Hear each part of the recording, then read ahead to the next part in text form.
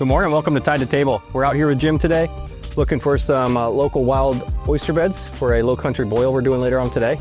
Jim, tell us what we're looking for when we're looking for oysters. Yeah, so we're just looking for a nice clean bed. You know, we have some real tall blades here. The oysters are really good. They're near the ocean, so you get a lot of tidal flow here. The water's still cool. We are on the tail end of our oyster season, but the water's still in the 60s, so you know, we still have plenty of cool temps out here. But yeah, we got a good clean bed. These haven't been picked over really well. We've got some nice, really good blades. They're standing up high. We'll get out here. We found a good hard bottom to be able to pick off of. So we just kind of, you know, these just look like really healthy, good oysters. Great. Well, let's get to it and see what we can find. Yeah, definitely.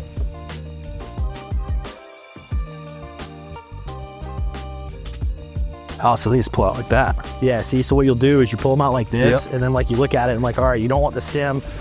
You just take your little beater here and kind of cull off some of the smaller ones. So you can make the clusters bigger or smaller if you want. Yeah, so you got like a nice cluster here, some good oysters there. This one's not good, but like you've got, you know, there's a good one right there. Yeah. You just have to kind of pick through. It's a good oyster right there on the end. Some of these little ones aren't that great. You have to kind of pick through. And the little ones that we're smacking off, will they eventually reattach to a different cluster? Yeah, so they're gonna grow back. That's why you want to cull them like that. You can see it's basically like the root of the oyster. Got it. So when you put that root back in, it keeps growing off of that cluster. So that's why you just don't want to take everything. You want to leave some. You want to be selective with your harvesting. Yeah, you want to be selective. Just like any kind of like harvesting any kind of animal or shellfish or fish or anything. You want to be able to, you know, you want to keep that going for future generations. Be able to come back and pick them again. Great. Yeah, that's all it is. Thanks for the beating stick. Here's there's a screwdriver in here as well. You can do the same thing with the screwdriver. But yeah, just kind of find a good cluster that you think looks good. You know, pick a couple blades. You'll see there's a couple of them you'll pick that won't be as good. Just grab a good blade out of it. Find it. You got a good oyster on top. Pick it. You throw it in there. Try to not hit the actual oyster, but try to keep just some of these clusters are pretty good. They've got some nice good ones on there. And we'll take them back and wash them so you don't have to worry about too much. Some of the clusters you might not even have to mess with too much. You just kind of keep going, picking them, look at them.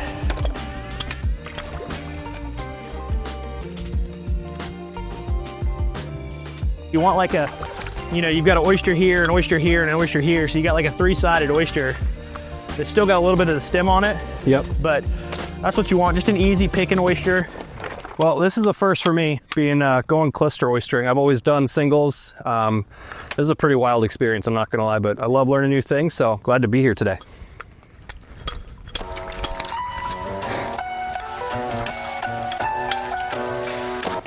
So do you keep that whole, or do you smack that in half, like in two, or just put it back? No, I'd keep that whole, yeah, because you got, well, this one's, yeah, see, because you got an oyster here, here, here. That's a good cluster. I would keep it, I love those. Awesome.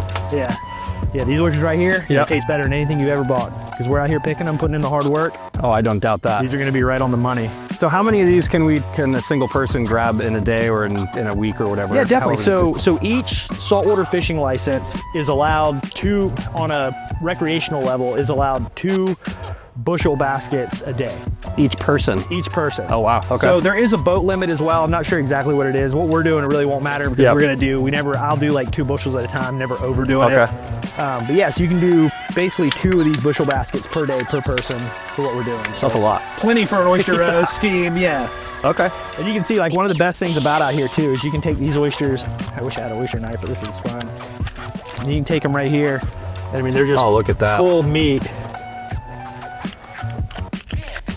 But I mean, yeah, that's as fresh as it gets right there. It's good stuff. Oh man, I can't wait. I cannot wait. Look at that. Oh God. Grab that sucker, taste it. He's right on the money, man. You can just taste the ocean in that thing. I mean, it's just so fresh.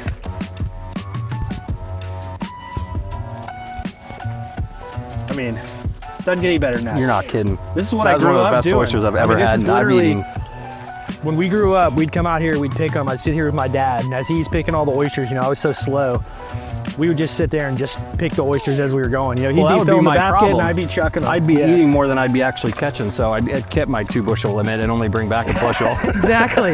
Exactly. Wow.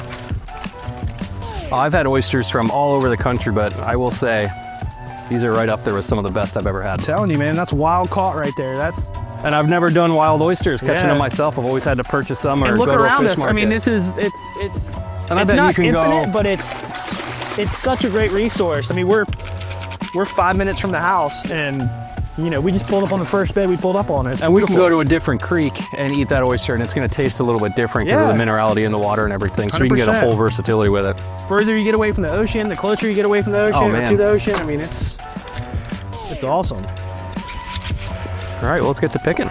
And unfortunately, you know, people have gotten to the point where they'd rather go to the seafood store and buy oysters, which is great for like the seafood guys. Well, it's But convenient. it's just such an easy resource to be able to get on your own. Yep. And it's here.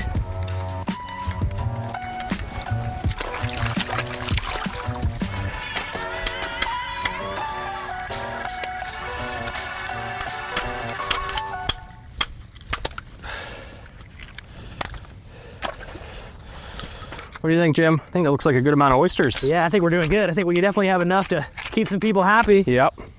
That along with the other stuff we're about to cook up, Heck I think, yeah. Little crabs, some shrimp, all kinds of stuff. We're gonna be doing good. yeah, I We're think gonna be it's a eating good right. start to the day. Heck yeah. Leave some for the next folks. Yep. All right. Let's wrap her up.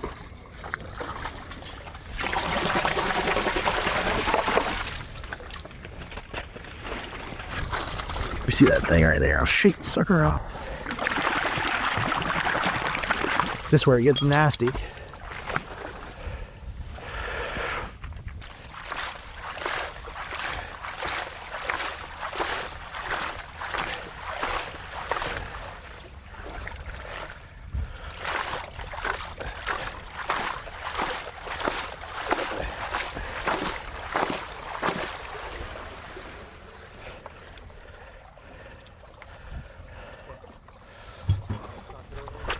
All right, where are you gonna go? Let's go on the bow.